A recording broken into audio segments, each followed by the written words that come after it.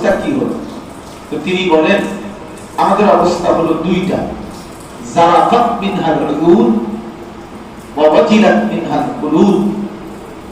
তিনি বলেন এক নাম্বার আমাদের প্রত্যেকের চোখ দিয়ে পানি ঝরতে লাগলো, আর আমাদের প্রত্যেকের অন্তর আল্লাহর ভয়ে কাঁপতে শুরু হলো।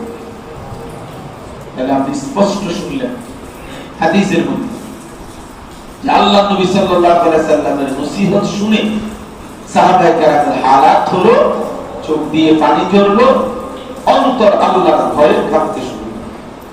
তাহলে হৃদয়ের মধ্যে কোনো প্রতিক্রিয়া হওয়া, চোখের মধ্যে পানি আসা, আল্লাহ তাআলার ভয় তৈরি হওয়া, অনুভব তৈরি হওয়া, আল্লাহর কসম এটাই ওয়াজের, এটাই নসিহতের মাকসাদ। তাহলে এটাই যদি আমার মধ্যে না হয়, আসা যাওয়া না হয়, অনুভূতি না জাগে, তাহলে কি শুনবো? দিনের পর দিন আমাদের মসজিদগুলোতে জুমার নামাজের বয়ান হয়, এমন বহু মুসল্লি 30 বছর 50 বছর 20 বছর ধরে প্রত্যেক বছরে 52টা জুমা, এক বছরে 52 সপ্তাহ, তাহলে 52 জুমায় বয়ান হয়। এই বয়ানগুলো যথাযথ আন্তরিকতা, মনোযোগ দিয়ে গ্রহণ করার মানসিকতা নিয়ে যদি শুনতো, বিশ্বাস করে উম্মতের হেদায়েতের জন্য এই জুমার বয়ানই যথেষ্ট ছিল।